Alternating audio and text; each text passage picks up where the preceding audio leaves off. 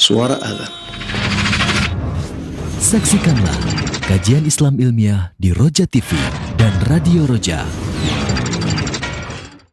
Simak Radio Roja Bogor 100.1 FM, Radio Roja Majalengka 93.1 FM, Radio Roja Palu 101,8 FM, dan Radio Roja Bandung 104.3 FM.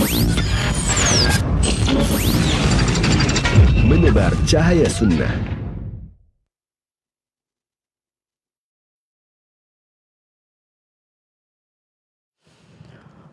Assalamualaikum warahmatullahi wabarakatuh.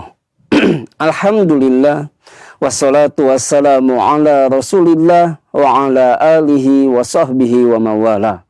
Saudaraku seiman dan seakidah, sahabat Roja dimanapun Anda berada, masih bersama dengan kami di saluran tilawah Al-Quran dan kajian Islam.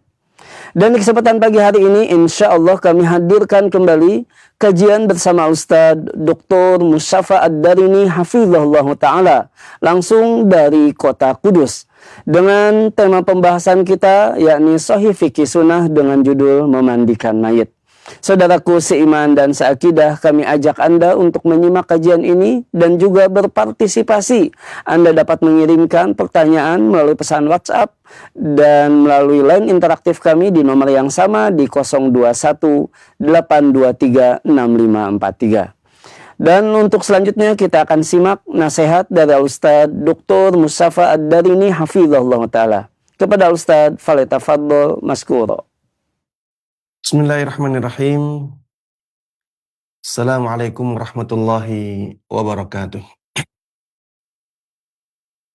Alhamdulillahi rabbil alamin. Wassalatu wassalamu ala ashrafil anbiya'i wa sayyidil mursalin. Nabiyyina Muhammadin wa ala alihi wa sahbihi wa man tabi'ahum bi ihsanin ila yaumiddin. Allahumma inna nas'aluka bi asma'ikal husna wa sifatikal ula an tu'allimana ma yanfa'una wa an tanfa'ana bima 'allamtana wa an tazidana 'ilman wa 'amala wa an taj'ala hadzal 'amal khalisan liwajhikal karim wa an tusahhila lana umurana wa talabana fil 'ilmi wa an tusliha lana qulubana wa syu'unana kullaha wa alla takilana ila anfusina tarfata ain. Amin amin ya rabbil alamin. Innaka waliyyu dzalika wal qadiru alaih.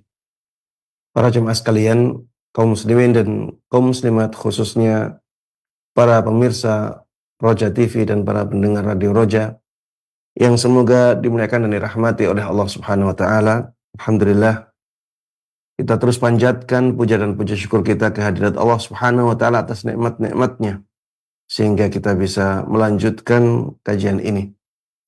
Tidak lupa salawat dan salam, keberkahan dan kenikmatan semoga selalu terlimpahkan dan tercurahkan kepada Nabi yang sangat kita cintai dan sangat kita junjung tinggi, Nabi Agung Muhammad Sallallahu Alaihi Wasallam. Begitu pula kepada seluruh keluarga beliau, seluruh sahabat beliau, dan seluruh kaum muslimin yang mengikuti beliau dan para sahabatnya dengan baik hingga hari akhir nanti. Para jemaah sekalian rahimana wa rahimakumullah, di kajian yang terakhir kita telah sampai pada pembahasan memandikan mayit. Bahwa memandikan mayit ini hukumnya adalah fardu kifayah. Dan ini pendapat jamahirul ulama atau mayoritas besar ulama. Dan hal tersebut telah dijelaskan dalam banyak hadis Nabi Shallallahu Alaihi Wasallam.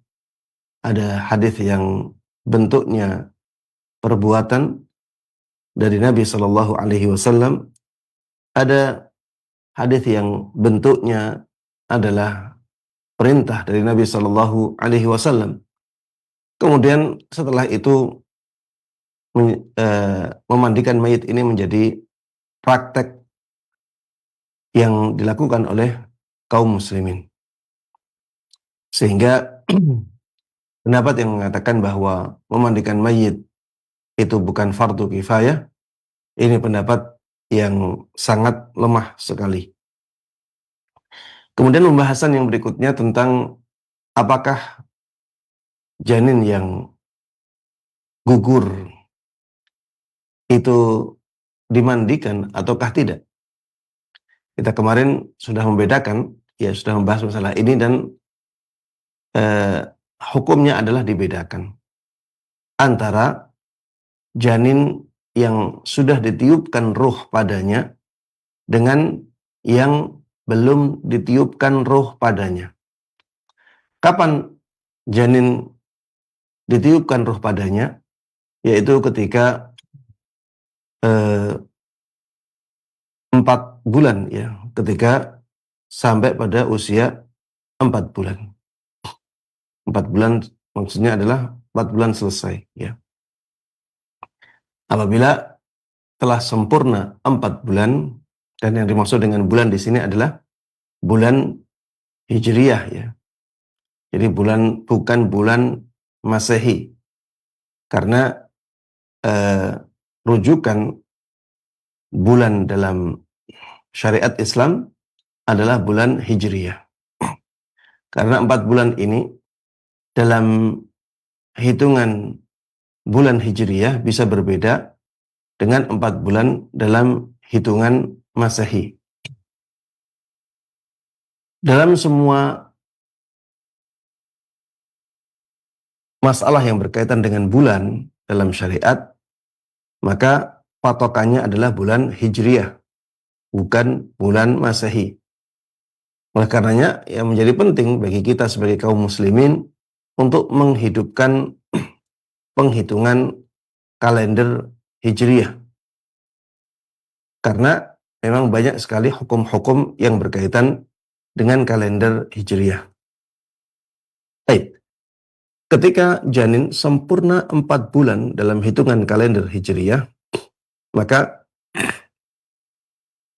ketika itu ruhnya ditiupkan kepadanya. Ketika itu ruh ditiupkan kepada janin itu. Ketika ruh sudah ditiupkan kepada janin, maka janin dianggap sebagai manusia yang sempurna. Ada jasadnya, ada ruhnya. Sehingga ketika setelah itu keguguran, maka ini seperti manusia yang meninggal. Manusia yang sudah sempurna sebagai manusia meninggal. Sehingga syariat-syariat yang disyariatkan kepada manusia yang sempurna juga disyariatkan kepada janin yang seperti ini. Dia dimandikan, dia dikafani, dia disolati, ya. Kemudian dia dikuburkan. Bahkan ada pembahasan tentang memberikan dia nama, ada pembahasan juga tentang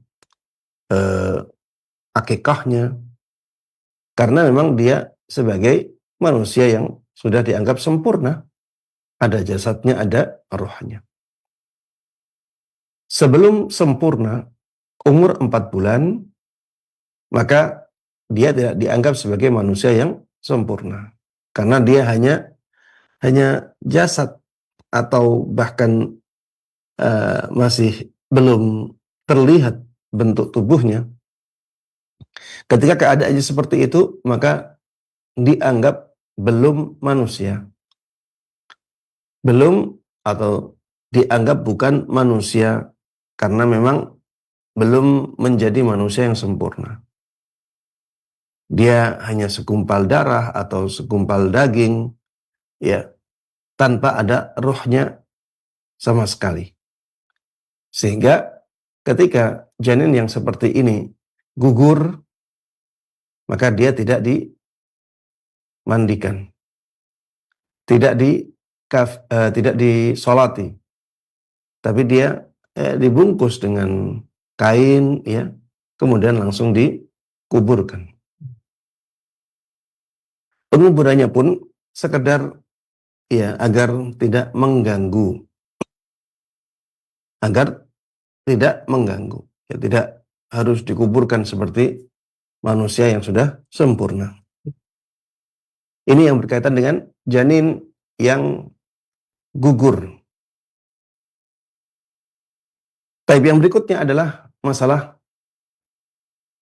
orang yang mati syahid. Ini kemarin juga sudah kita bahas, bahwa orang yang mati syahid itu terbagi menjadi dua. Ada yang mati syahid dalam peperangan atau karena peperangan. Mati syahid dalam peperangan atau karena peperangan. Ini tidak dimandikan. Ini tidak dimandikan. Sebagaimana dahulu dipraktekkan oleh Nabi kita Muhammad sallallahu alaihi wasallam kepada para sahabat beliau yang gugur di medan pertempuran atau gugur karena pertempuran. Kemudian yang kedua adalah orang yang mati syahidnya bukan karena peperangan. Ini yang kemarin belum kita bahas, ya. Orang yang dianggap mati syahid tapi bukan karena peperangan, maka ini tetap dimandikan. Seperti misalnya orang yang mati karena sakit di dalam perutnya,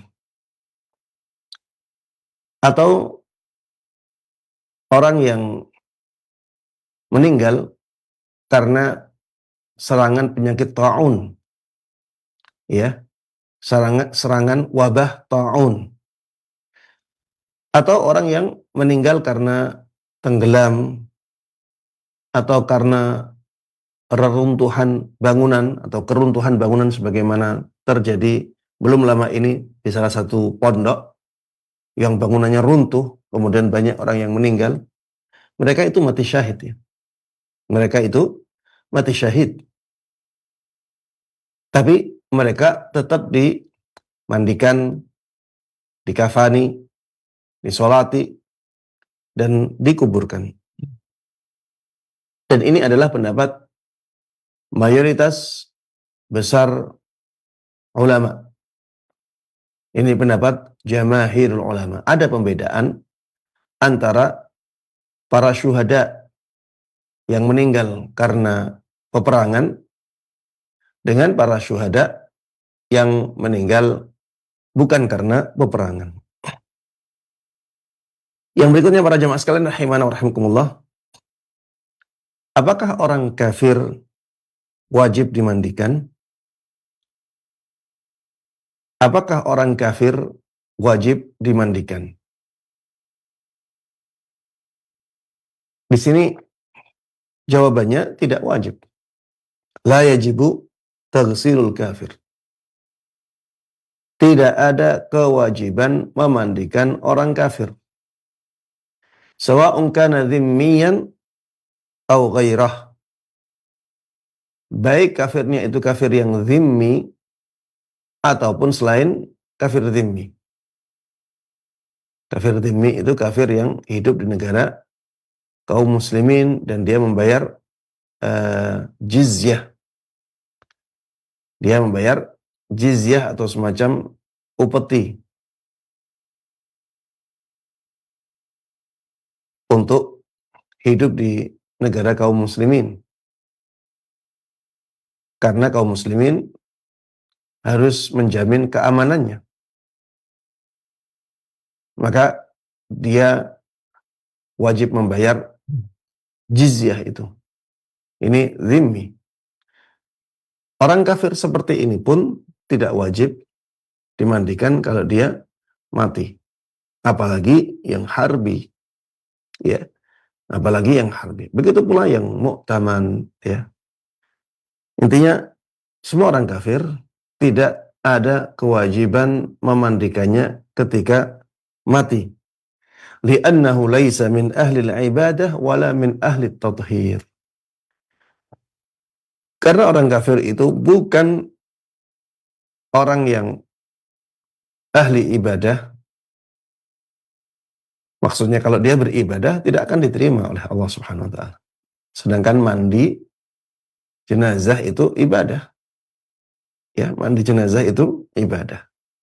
Sedangkan orang kafir bukan ahli ibadah, bukan orang yang ibadah bisa diterima darinya. Karena ibadah itu tidak akan diterima oleh Allah Subhanahu wa taala kecuali dari seorang muslim. Nanti yang muslim pun ya ada syarat-syarat yang lainnya. Tapi kalau dia tidak muslim jelas ya ibadahnya tidak diterima oleh Allah Subhanahu wa taala. Wala min ahli tathhir. Orang kafir juga bukan orang yang bersuci, amalan bersuci itu bisa mempengaruhinya. Kalau dia dimandikan, ya dia tetap najis. Najisnya ini najis maknawi ya. Innamal musyrikuna najas. Sesungguhnya kaum musyrikin itu najis. Maksudnya najis keyakinannya. Dan keyakinan ini tidak bisa dibersihkan dengan mandi, dengan bersuci. Makanya mereka tidak dimandikan. Mandi tidak berpengaruh sama sekali kepada mereka. Maka tidak ada manfaatnya. Akan tetapi kata-kata tidak wajib tidak menunjukkan tidak boleh. Boleh bagi kaum muslimin memandikan orang kafir. Ya. Boleh bagi kaum muslimin memandikan orang kafir. Tapi kalau dikatakan harus, dikatakan wajib, maka tidak. Kalau misalnya ya ada kerabat yang non-muslim, maka kita boleh memandikannya. Kalau misalnya ada seseorang yang punya istri dari ahli kitab, maka dia boleh memandikannya. Dia boleh memandikannya. Namun para jemaah sekalian rahimana wa rahimakumullah, yang lebih berhak memandikan dia adalah kerabat-kerabat dia yang seagama dengan dia. Kerabat-kerabat dia yang seagama dengan dia. Daripada kerabat-kerabat dia dari kaum muslimin. Ya, kesimpulannya, memandikan orang kafir tidak wajib, tapi dibolehkan. Kemudian yang terakhir, yang lebih berhak memandikan dia adalah kerabat-kerabat dia dari orang-orang yang seagama dengan dia. Adapun kaum muslimin, ya, sebaiknya tidak memandikan dia. Sebaiknya yang memandikan dia adalah kerabat-kerabat dia yang seagama. Apabila tidak ada mereka dan kaum muslimin ingin memandikan, ya silahkan. Tidak ada larangan untuk itu. Para jemaah sekalian rahimana wa rahimakumullah. Pembahasan yang berikutnya adalah siapakah orang yang paling berhak memandikan mayit? Siapakah orang yang paling berhak memandikan mayit? Yang pertama, orang yang paling berhak memandikan mayit adalah orang yang paling pantas dari keluarga mayit yang dia memiliki dua sifat. Sifat yang pertama adalah sifat saleh. Sifat yang kedua adalah sifat ahli dalam memandikan mayit. Ini orang yang paling berhak memandikan mayit. Jadi orang yang paling berhak memandikan mayit adalah orang yang paling berhak dalam keluarganya, dan dia punya dua sifat ini. Sifatnya adalah dia orang yang saleh dan orang yang ahli dalam memandikan mayit. Alasannya, li'anna alladhi ghassala Rasulullah sallallahu alaihi wasallam hum aliyun wa ahlu qarabatihi. Karena yang memandikan Rasulullah sallallahu alaihi wasallam beberapa orang, ada sahabat Ali ibn Abi Thalib dan keluarga kerabatnya. Wa ahlu qarabatihi, ya, dan kerabat-kerabat beliau. Ini karena sahabat Ali adalah orang yang saleh radhiyallahu anhu, dan beliau juga benar-benar ahli dalam memandikan mayit. Kenapa orang yang saleh? Karena ketika yang memandikan adalah orang yang saleh, maka dia akan mampu untuk tidak menyebarkan keadaan mayit kepada orang lain.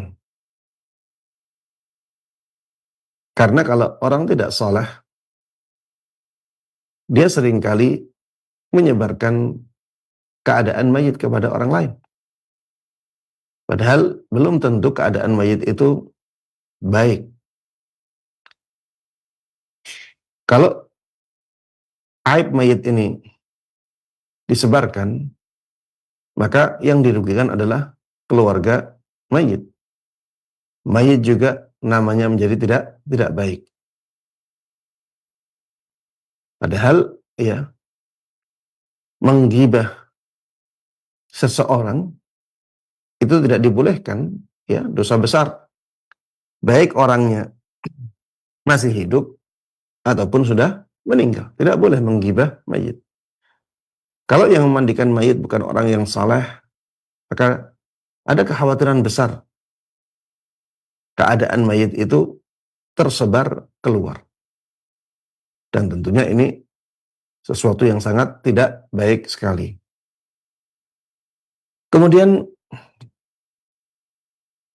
syarat yang kedua adalah dia ahli dalam memandikan. Dia ahli dalam memandikan. Kenapa ada syarat ini? Karena kalau tidak ahli dalam memandikan, nantinya malah dia asal-asalan dalam memandikan mayit. Nantinya dia tidak menjalankan sunnah-sunnah Nabi Shallallahu Alaihi Wasallam dalam memandikan mayit. Dan akhirnya yang dirugikan adalah mayitnya. Maka yang paling pantas memandikan mayit adalah orang yang paling pantas di keluarga mayit, dan dia punya dua sifat ini. Dia punya sifat saleh, orangnya baik, orangnya mulia, dan dia juga tahu tentang cara memandikan mayit yang sesuai dengan sunnah Nabi Shallallahu Alaihi Wasallam dan sudah terbiasa memandikannya. Ada dalil juga yang lain dari Salim ibn Ubaid al-Ashja'i. Dia mengatakan bahwa ketika Rasulullah Shallallahu Alaihi Wasallam wafat, maka orang-orang mengatakan kepada sahabat Abu Bakar, "Ya sahiba Rasulillahi, wahai sahabatnya Rasulullah, man yughassiluhu? Siapa yang akan memandikan beliau?" Maka sahabat Abu Bakar radhiyallahu anhu mengatakan, "Rijalu ahli baitihil adna fal adna." Yang akan memandikan beliau adalah laki-laki dari keluarganya yang paling dekat, kemudian yang paling dekat. Jadi yang pertama adalah laki-laki, yang kedua hubungannya paling dekat, ya, hubungannya paling dekat. Nanti setelah ini ada dua syarat yang tadi juga, ya. Jadi dia saleh dan dia pengalaman. Jadi yang pertama laki-laki karena Rasulullah Sallallahu Alaihi Wasallam laki-laki. Kemudian yang kedua hubungan kekerabatannya paling dekat. Kemudian yang ketiga dia orang yang saleh. Kemudian yang keempat dia orangnya pengalaman. Kemudian orang-orang bertanya lagi kepada sahabat Abu Bakar radhiyallahu anhu, fa aina nudfinuhu? fa aina nadfanuhu? Lalu di mana kita akan menguburkannya? Maka sahabat Abu Bakar radhiyallahu anhu mengatakan, idfinuhu fil buq'ah allati qabadahu Allahu fiha, lam yakbidhu illa fi ahabbil biqa'i ilaih. Kuburkanlah beliau di tempat di mana beliau meninggal, di mana nyawa beliau dicabut oleh Allah Subhanahu wa taala. Kuburkanlah di tempat di mana Allah mencabut nyawanya. Karena Allah Subhanahu wa taala tidaklah mencabut nyawanya kecuali di tempat yang paling Allah cintai. Ini kata sahabat Abu Bakar radhiyallahu anhu. Baik, intinya di dalam hadis ini sahabat Abu Bakar radhiyallahu anhu menjelaskan bahwa orang yang memandikan Rasulullah Shallallahu alaihi wasallam adalah orang laki-laki, ya, laki-laki yang paling dekat dengan beliau hubungan kekerabatannya. Tapi para jemaah sekalian rahiman wa rahimakumullah, bolehkah orang lain memandikan kerabat kita? Dicari-cari dari kerabat, tidak ada yang memenuhi kriteria soleh dan ahli. Kalau soleh mungkin ada, tapi kalau ahli, dia tahu bagaimana memandikan mayit dengan baik, ini seringkali susah ya mendapatkan. Sehingga akhirnya minta bantuan orang lain untuk memandikan. Apakah boleh yang seperti ini? Jawabannya dibolehkan.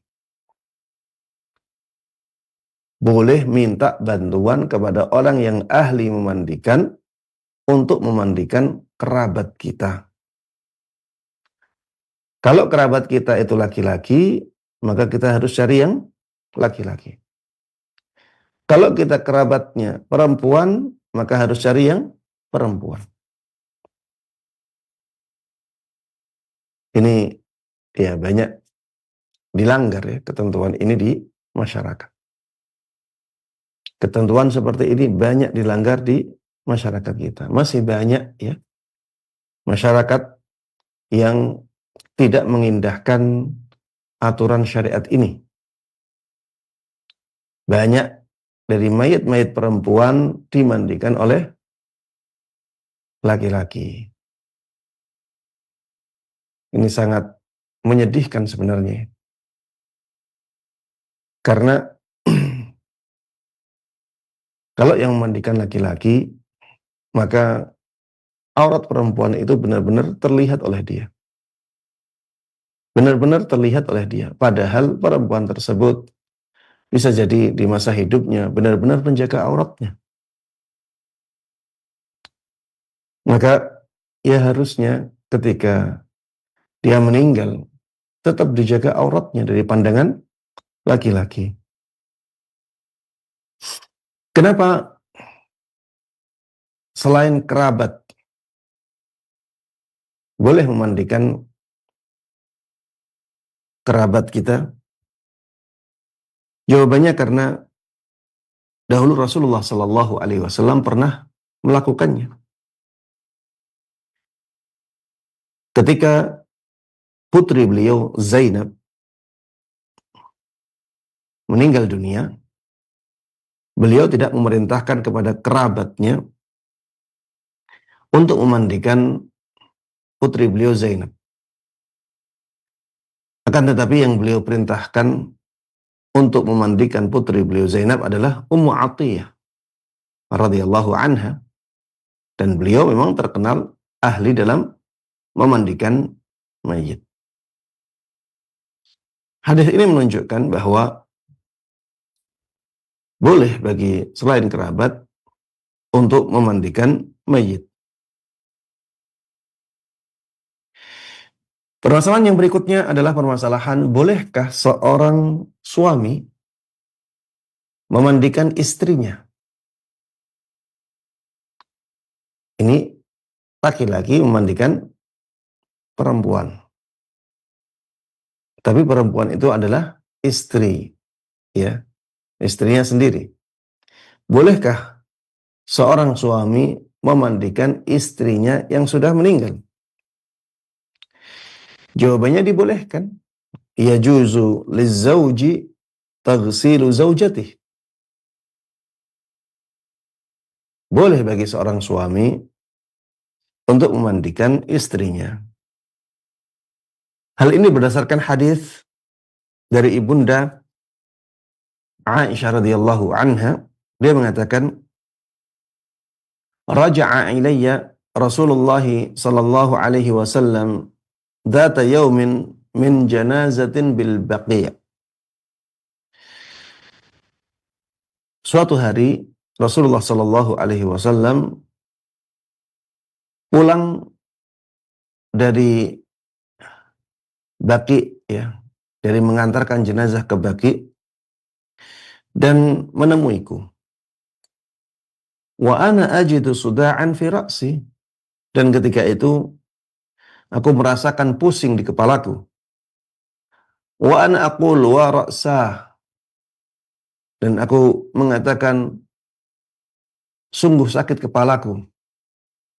Ya, jadi Ibunda Aisyah radhiyallahu anha merasakan sakit kepala dan mengaduh, ya. Sungguh sakit kepalaku, wa ra'sah.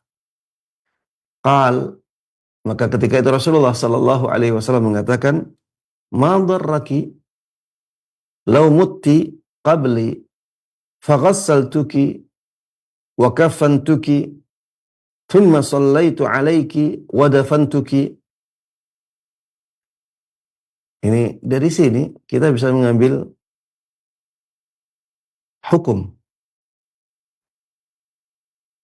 Ma darraki, apa yang membahayakanmu? Lau mutti qabli, seandainya engkau, wahai Aisyah radhiyallahu anha, meninggal sebelumku. Faghassaltuki, lalu aku yang memandikanmu. Wa kafantuki, aku yang mengkafanimu. Thumma sallaitu alaiki, kemudian aku menyolatimu. Wa dafantuki, dan aku menguburkanmu. Ya, engkau malah mendapatkan kemuliaan.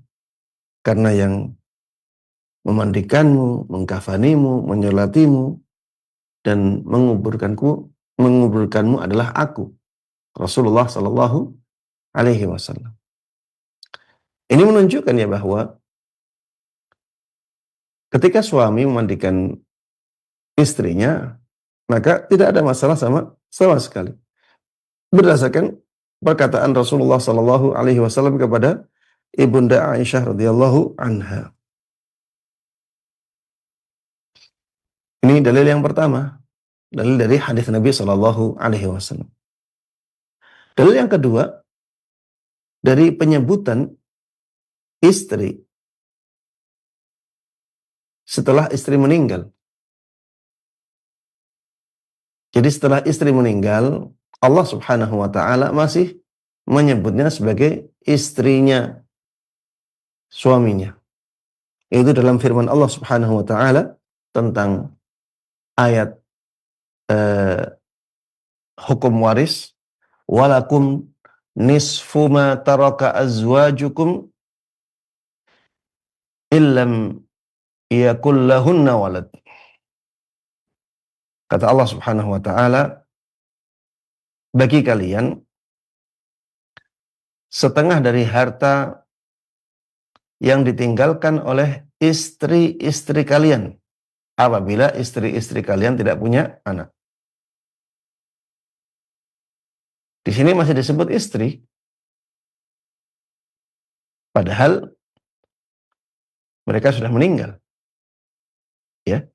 Padahal dia sudah meninggal, tetap disebut istri oleh Allah Subhanahu wa taala. Sehingga dibolehkan, ya, bagi seorang suami untuk memandikan jenazahnya. Karena jenazahnya masih disebut sebagai istri. Dan ketika istrinya masih hidup, dia boleh memandikan istrinya. Begitu pula ketika istrinya sudah meninggal. Karena masih disebut istri oleh Allah Subhanahu wa ta'ala.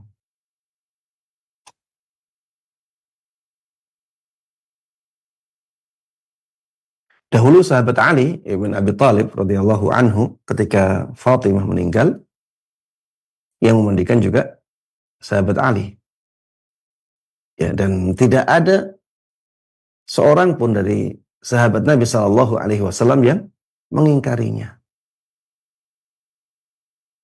Dan ini menunjukkan ijma' atau kesepakatan dari para sahabat.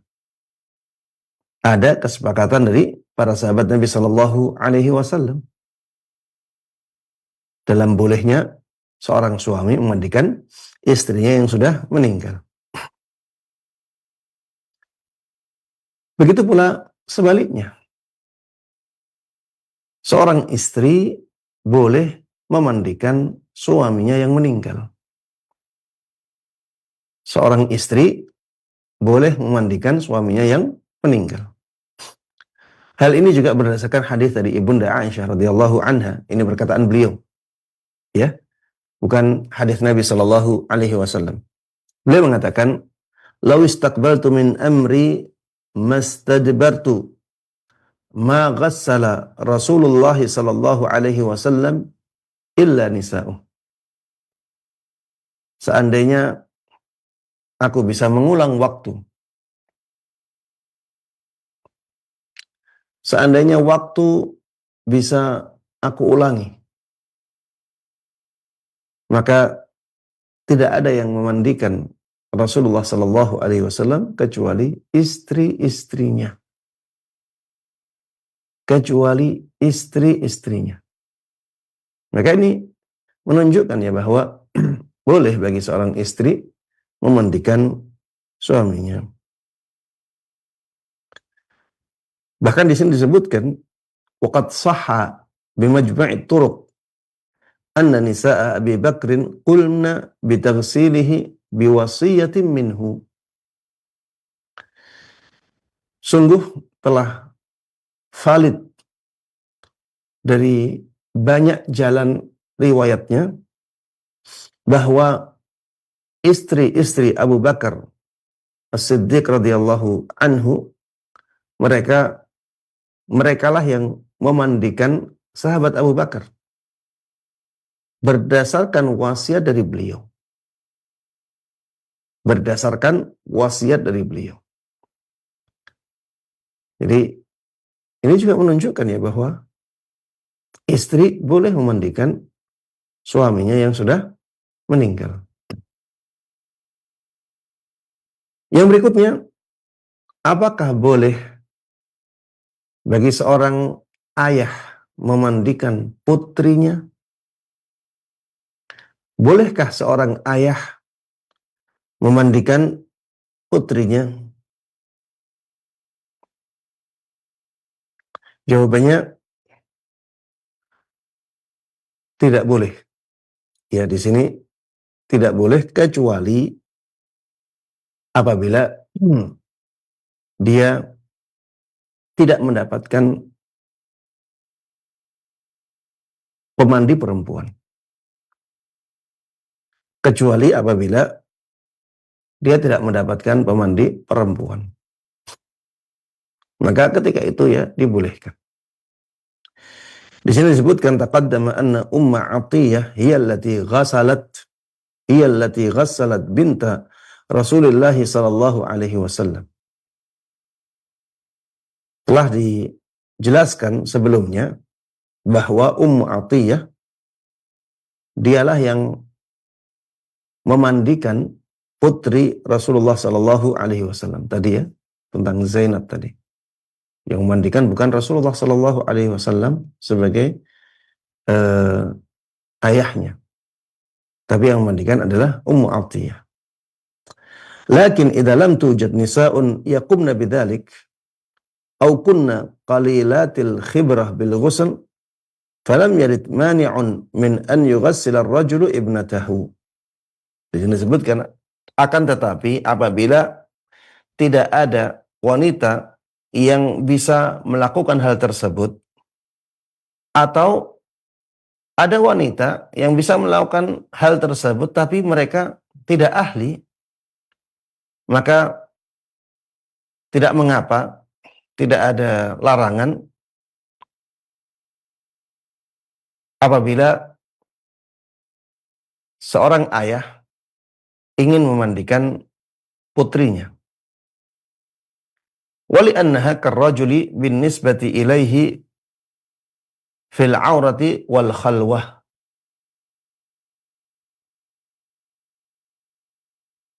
Karena putrinya itu seperti laki-laki lain apabila dihubungkan kepada ayahnya. Fil aurah, dalam masalah aurat, wal khalwah, dan dalam masalah bersendirian. Dalam masalah aurat dan dalam masalah bersendirian. Ya boleh bersendirian bersama ayahnya. Waqad warada hadha an ba'di salaf. Dan yang seperti ini telah dinukil, telah datang dari sebagian salaf. Fa'an Abi Hashim anna Aba Qilabah ghassala ibnatahu. Abu Qilabah pernah memandikan putrinya. Jadi, para jemaah sekalian rahiman rahimakumullah, yang pertama, yang lebih baik, yang memandikan tetap perempuan, walaupun itu putrinya. Sebagaimana dahulu Rasulullah Shallallahu Alaihi Wasallam memerintahkan Ummu Atiyah. Kenapa kita katakan ini yang lebih utama? Karena ini yang dilakukan oleh Nabi Shallallahu Alaihi Wasallam. Kalau bisa jangan ayahnya ya. Kalau bisa jangan ayahnya. Tapi cari perempuan yang ahli dalam memandikan.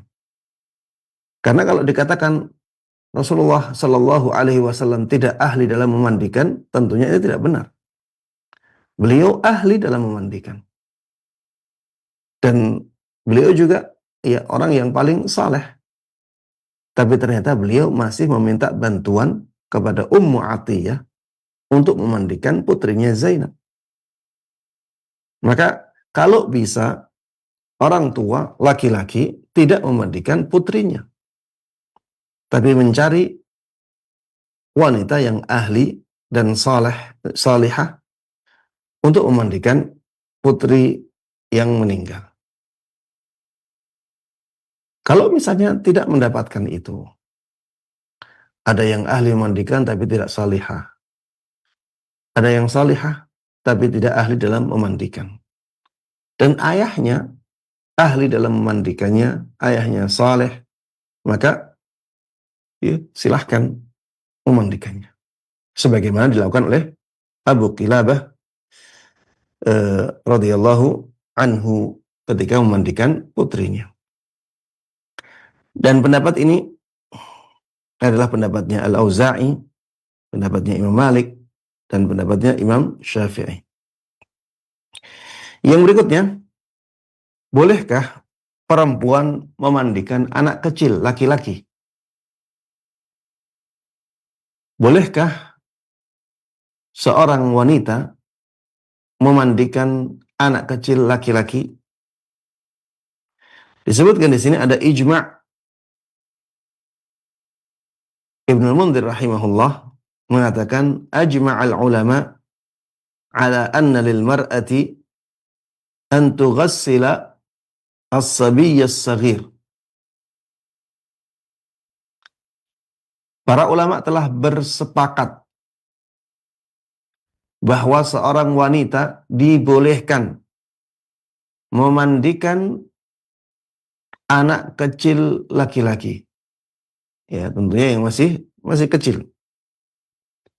Wa thabata 'anil Hasan annahu kana la yara ba'san an tughassila al-mar'ata al-ghulam idza kana fatiman wa fawqahu syai'.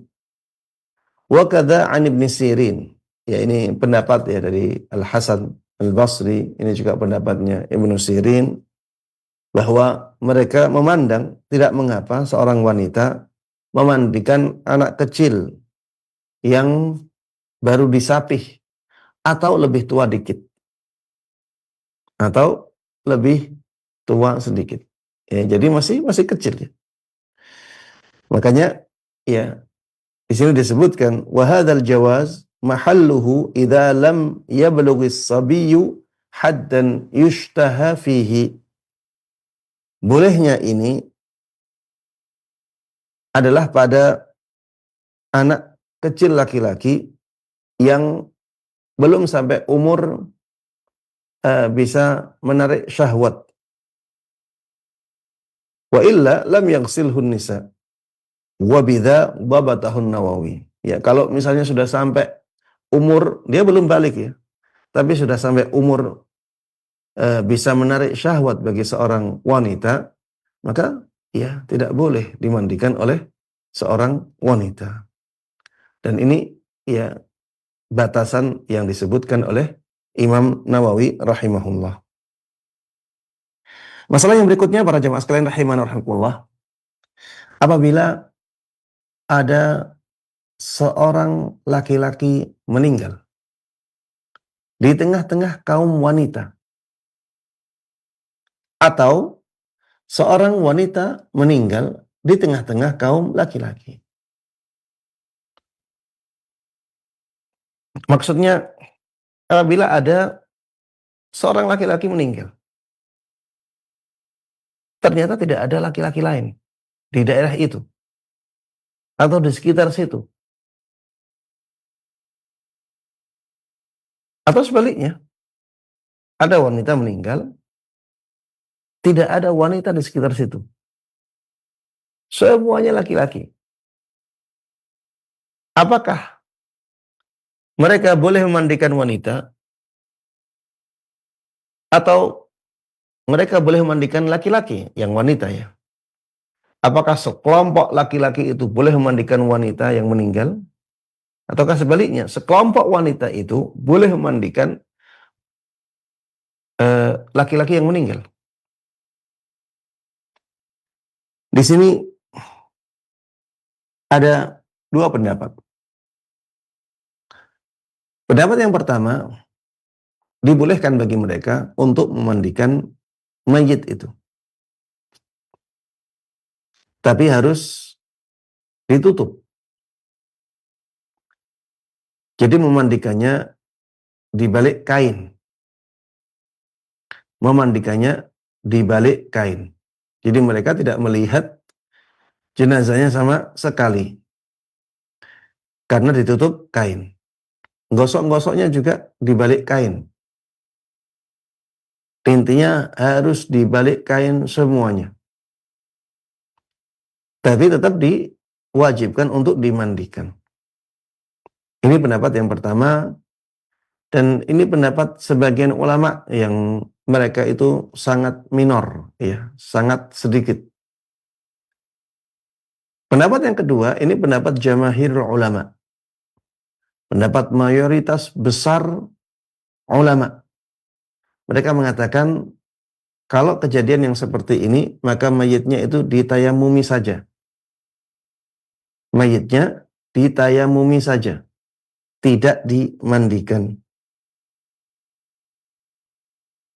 Dan ada ya dalil-dalil yang mengarah ke pendapat ini. Namun dari sisi sanad kurang kuat. Ya. Ada riwayat-riwayat yang menguatkan pendapat ini, namun dari sisi sanad kurang kuat. Tapi ini pendapat mayoritas besar ulama. Yang menyelisih pendapat ini sangatlah sedikit sekali.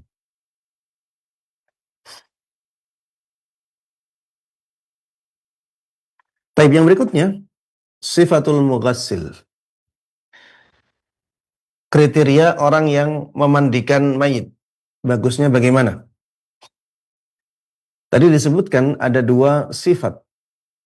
Sifat yang pertama adalah sifat as-salah. Ya, orang tersebut orang yang saleh kalau laki-laki dan salihah kalau perempuan. Kenapa ada kriteria ini? Karena orang-orang yang saleh itu orang-orang yang mengindahkan batasan-batasan Allah Subhanahu wa taala. Orang-orang yang saleh tersebut dialah yang tahu syariat-syariat Allah Subhanahu wa taala. Dia yang bisa menutup ya aib-aib dari mayit. Kalau dia tidak saleh, maka sangat dikhawatirkan keadaan mayit itu tersebar di tengah-tengah masyarakat, dan tentunya ini sangat merugikan mayit. Ini juga sangat merugikan keluarga mayit.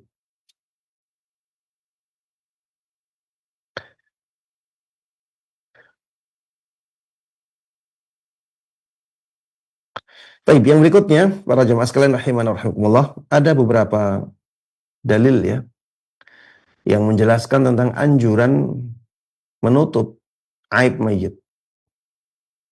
Anjuran untuk menutup aib mayit. Ini ada beberapa dalil, di antaranya man satara musliman satarahullahu yaumal qiyamah. Barang siapa yang menutup aib seorang muslim, maka Allah Subhanahu wa taala akan menutup aibnya di hari kiamat nanti. Di sini disebutkan seorang muslim. Dan ini umum ya, mencakup seorang muslim yang masih hidup dan seorang muslim yang sudah meninggal. Tapi yang berikutnya, sabda Nabi Muhammad sallallahu alaihi wasallam,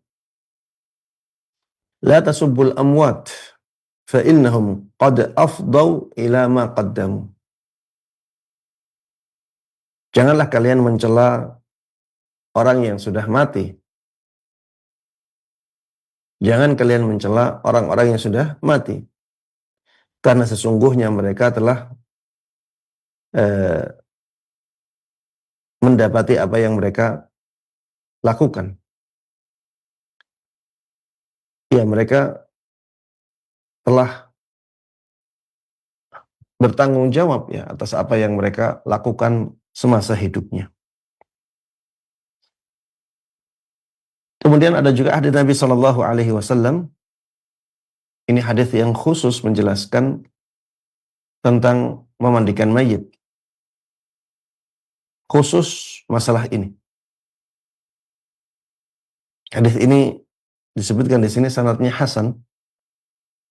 Rasulullah Shallallahu Alaihi Wasallam pernah bersabda, "Man ghassala mayyitan fakatama alaihi ghufira lahu 40 marrah." Barang siapa yang memandikan mayit dan dia menutupi aibnya, memandikan mayit dan menutupi aibnya, ghufira lahu 40 marrah, maka diampunkan untuk dia, Allah memberikan pengampunan kepada dia sampai 40 kali. Allah memberikan pengampunan kepada dia sampai 40 kali. Maka ini ya menunjukkan ya bahwa orang yang memandikan itu sangat dianjurkan untuk menutupi aibnya mayit. Dan ini juga menunjukkan ya bahwa orang yang memandikan itu akan banyak melihat aibnya mayit. Ya misalnya wajah yang ketakutan. Mungkin saja ketika nyawanya dicabut ya, dia melihat malaikat-malaikat yang mengerikan ya, menakutkan. Akhirnya dia takut. Mungkin dia melihat azab yang Allah Allah ancamkan kepada dia. Sehingga wajahnya wajah yang tidak baik ya. Mungkin badan dia menjadi busuk tidak lama setelah dia meninggal, atau badannya jadi hitam semuanya, atau pemandangan-pemandangan lain yang tidak baik. Ini banyak terlihat ya ketika memandikan mayit. Dan syariat Islam memerintahkan kepada kita untuk menutupi aib-aib itu. Jangan disebarkan aib-aib itu. Memang ada sisi maslahatnya. Misalnya masyarakat takut untuk menjadi seperti itu ketika meninggal. Sehingga mereka tidak melakukan apa yang dilakukan oleh mayit yang keadaannya seperti itu. Memang ada maslahat ini. Tapi mudarat yang lebih besar. Ya, mudaratnya lebih besar. Karena nantinya keluarganya akan menanggung rasa malu dalam waktu yang sangat lama. Padahal yang melakukan kesalahan besar adalah mayitnya, bukan keluarganya. Begitu pula mudarat-mudarat yang lainnya.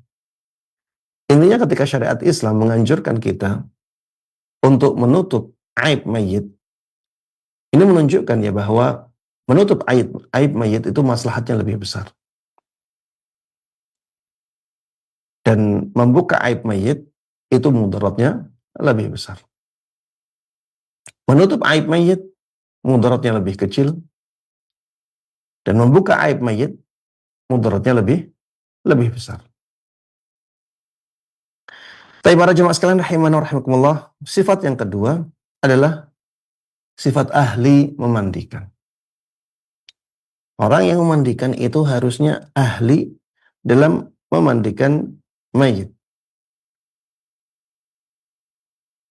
Karena kalau tidak ahli, nanti banyak dari sunnah-sunnah Nabi Sallallahu Alaihi Wasallam tidak dia jalankan. Ya, maksudnya ahli ini dia berilmu ya, punya ilmu memandikan mayit yang sesuai dengan sunnah itu bagaimana. Yang kedua, dia sudah pengalaman. Sudah pengalaman memandikan mayit. Orang yang seperti ini, dia yang pantas untuk memandikan mayit. Makanya Rasulullah Sallallahu Alaihi Wasallam ketika putrinya Zainab meninggal, ya, beliau minta kepada Ummu Atiyah untuk memandikan Zainab radhiyallahu anha. Dan Zainab itu terkenal, Ummu Atiyah itu terkenal orang yang ahli dalam memandikan mayit ketika itu. Kemudian sahabat Ali ibn Abi Thalib yang memandikan Rasulullah Sallallahu Alaihi Wasallam, beliau juga orang yang ahli dalam memandikan mayit. Makanya disebutkan dalam riwayat bahwa ketika sahabat Ali ingin memandikan Nabi Sallallahu Alaihi Wasallam, beliau mencari apa yang biasa dibutuhkan untuk memandikan mayit. Ini menunjukkan keahlian beliau. Orang yang ahli itu dia tahu apa yang harus dia lakukan. Orang yang memandikan mayit nanti butuh ini, butuh A, B, C, D. Item-itemnya sudah tahu semuanya karena ahli. Maka sebelum dia melangkah, dia mempersiapkan itu. Nanti butuh ini, dia persiapkan dulu. Itulah yang dilakukan oleh sahabat Ali ibn Abi Thalib, dan ini menunjukkan keahlian beliau dalam memandikan mayit. Yang berikutnya para jemaah sekalian rahimana rahimakumullah, bolehkah orang yang sedang junub atau orang yang sedang haid memandikan mayit? Dia sendiri butuh mandi. Ini mungkin iskalnya di sini ya, makanya ini dibahas. dia belum mandi. Dia dalam keadaan hadas besar yang membutuhkan mandi. Masa dia memandikan orang lain? Apakah boleh orang yang sedang junub atau sedang haid memandikan mayit? Maka jawabannya dibolehkan. Jawabannya dibolehkan. Kenapa? Karena tidak adanya dalil yang melarangnya. Tidak adanya dalil yang melarangnya. Sehingga masih dibolehkan. Demikian para jamaah sekalian rahimanallah yang bisa kita bahas pada kesempatan kali ini. InsyaAllah di pertemuan yang berikutnya kita akan membahas tentang bagaimana memandikan mayit yang sesuai dengan sunnah-sunnah Nabi Sallallahu Alaihi Wasallam. Demikian, wallahu ta'ala alam, wa sallallahu wa sallam wa barak ala nabiyina Muhammad wa ala alihi wa sahbihi wa man tabi'ahum bi ihsan ila yaumiddin walhamdulillahi rabbil alamin. Jazakallahu khairan, kami sampaikan kepada Ustadz Dr. Mustafa Ad-Darini hafizahullah ta'ala yang telah membimbing kita mengkaji terkait dengan memandikan mayit di kesempatan pagi hari ini. Dan kami undang Anda, sahabat Roja dimanapun Anda berada, untuk berpartisipasi dalam sesi tanya jawab. Anda dapat mengirimkan pesan WhatsApp dan memutar nomor telepon kami di 021-823-6543. Baik Ustadz, kita angkat pertanyaan pertama melalui pesan WhatsApp Ustadz dari Umur Rafi di Kebayoran Lama. Pertanyaannya, Ustadz, bolehkah seorang anak perempuan memandikan jenazah ibunya? Sedangkan anak itu belum berpengalaman, Ustadz, tapi sudah pernah ikut daurah janaiz. Insya Allah amanah, Ustadz, karena ingin berbakti kepada ibu. Mohon penjelasannya, Ustadz. Tafadhol, Ustadz. Sekalian rahimanallah, Anda melihat ya, kalau misalnya kurang berpengalaman ya, tapi sudah belajar tentang cara memandikan jenazah, Anda melihat tetap lebih baik membawa orang lain yang sudah ahli, sehingga dia bisa membimbingnya. Karena walaupun seseorang sudah mengikuti daurah tentang memandikan jenazah ini, tetap saja di lapangan bisa jadi ada hal-hal yang belum disampaikan ketika mengikuti pelatihan itu. Ada hambatan-hambatan di lapangan yang tidak diperkirakan. Bisa jadi terjadi. Ya makanya lebih baik kalau dia benar-benar ingin ya memandikan ibunya, silahkan. Tapi bawa orang yang sudah ahli untuk mengawasi dia, untuk memberikan arahan kepada dia ketika ada hal-hal yang urgent atau hal-hal yang tidak dia perkirakan. Keahlian itu fungsinya di situ. Fungsinya ketika ada hal-hal yang tidak sesuai dengan apa yang ada di pelajaran, di pelatihan. Karena biasanya yang disampaikan di pelatihan itu kejadian-kejadian umum. Ada kejadian-kejadian khusus yang sulit untuk ditangani kecuali oleh orang-orang yang sudah ahli.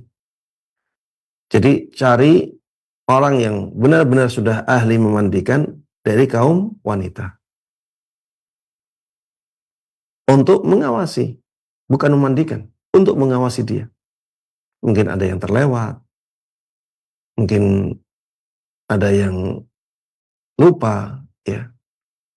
Mungkin ada kejadian yang belum disampaikan di pelatihan dan seterusnya. Ini Anda lihat lebih bagus, ya, dan lebih selamat. Jadi dua maslahat benar-benar tercapai.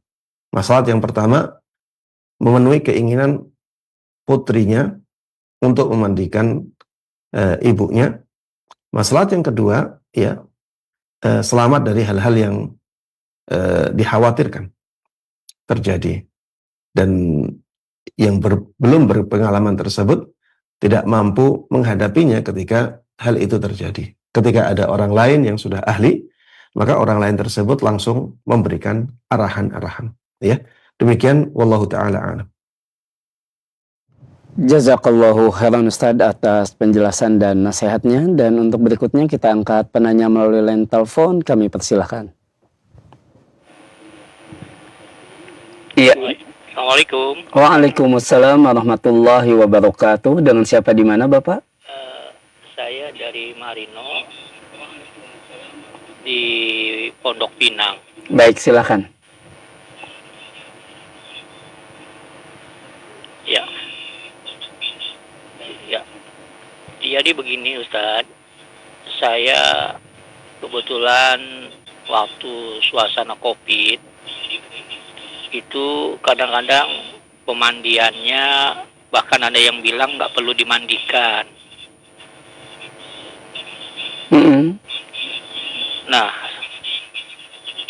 Nah itu bagaimana hukumnya Ustaz? Sementara dia seorang muslim atau seorang muslimat. Nah, baik, cukup Bapak? Ya, cukup. Terima kasih. Assalamualaikum warahmatullahi wabarakatuh. Waalaikumsalam warahmatullahi wabarakatuh. Tafadhol Ustaz. Wallahu ta'ala alam. Ya. Kita sekarang membahas sesuatu yang sudah berlalu ya. Jadi bagaimana dengan korban-korban COVID yang belum dimandikan? Yang ketika itu arahannya adalah tidak memandikannya. Anda juga sering mendengar ya kejadian-kejadian di waktu COVID ya. Ada yang dibungkus dengan plastik ya. Sebelum dimandikan, dibungkus plastik. Gimana memandikannya? Kalaupun diguyur air, ya itu bukan memandikan mayit, itu memandikan plastiknya. Dan ketakutan ketika itu memang ketakutan yang luar biasa. Karena didukung oleh media-media mainstream di seluruh dunia, media-media global. Menjadikan manusia itu sangat takut sekali dengan wabah COVID itu. Sehingga ya ada hal-hal yang tidak sesuai dengan tuntunan syariat tetap dijalankan. Ya, yang jelas ya, tidak memandikan mayit ini kesalahan. Tidak memandikan mayit itu kesalahan. Harusnya mayit-mayit itu dimandikan semuanya. Adapun kekhawatiran kena COVID ya, maka banyak kok solusi yang lainnya. Dan banyak juga ratusan ribu, jutaan orang kena wabah COVID, ternyata mereka sembuh juga. Tidak seperti yang digambarkan, tidak semengerikan yang disampaikan. Ya, wabah COVID itu tidak semengerikan yang dipampang di media-media global itu. Tapi itu sudah terjadi ya. Apakah sekarang kuburannya dibuka? Ya, jawabannya tidak ya. Sudah terjadi. Kalau kita buka kuburannya saat ini pun bisa jadi sudah nggak tersisa, tinggal tulang-tulangnya. Atau bahkan mungkin ada yang tulangnya sudah hilang. Ya, itu sudah terjadi ya. Kalau kita katakan apakah sebenarnya ketika itu wajib? Iya. Kita katakan wajib, fardu kifayah memandikan mayit itu. Siapa yang berdosa, wallahu a'lam. Yang jelas yang mengarahkan itu, yang mengarahkan seperti itu berdosa. Yang melakukannya, maksudnya yang tidak memandikannya, ini apakah ditanggung dosanya oleh seluruh kaum muslimin ataukah tidak? Ya ini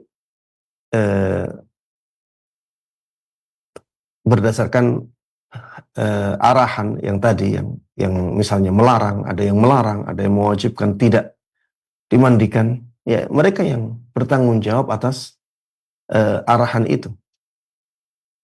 Mereka yang bertanggung jawab atas dosa-dosanya. Apakah yang bertugas memandikan juga menanggung dosa itu?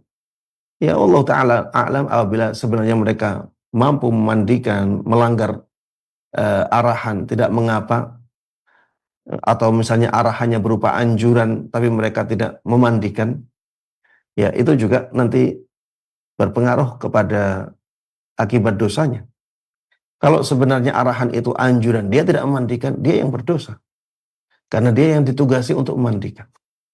Kalau arahannya mewajibkan, kalau tetap dimandikan, maka yang memandikan nanti akan dihukum dengan hukuman tertentu, maka yang memberikan arahan, ya itu tetap berdosa.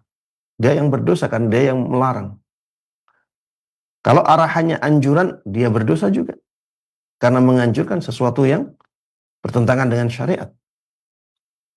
Tapi yang bawahnya jelas berdosa, karena itu hanya anjuran dan dia meninggalkan yang diwajibkan oleh syariat. Ya itu semuanya sudah berlalu ya. Apabila kita dulu merasa berdosa, meninggalkan memandikan mayit, maka sekarang banyaklah bertaubat, banyak beristighfar kepada Allah Subhanahu wa ta'ala. Mudah-mudahan Allah Subhanahu wa ta'ala mengampuni dosa-dosa kita. Para jamaah sekalian rahimanallah, ini yang bisa kita bahas bersama. Pada kesempatan kali ini mudah-mudahan ilmu yang kita dapatkan mudah untuk kita amalkan dan kita sebarkan dengan baik dan mudah. Amin amin ya rabbal alamin. Wa sallallahu wa sallama wa baraka ala nabiyyina Muhammadin wa ala alihi wa sahbihi wa man tabi'ahum bi ihsanin ila yaumiddin. Wa subhanakallahumma wa bihamdik asyhadu an la ilaha illa anta astaghfiruka wa atubu ilaik. Assalamualaikum warahmatullahi wabarakatuh. Waalaikumsalam warahmatullahi wabarakatuh. Kami ucapkan jazakallahu khairan kepada Ustaz Dr. Musyafa Ad-Darini hafizahullahu ta'ala yang telah membimbing kita untuk edisi kajian pagi hari ini langsung dari kota Kudus.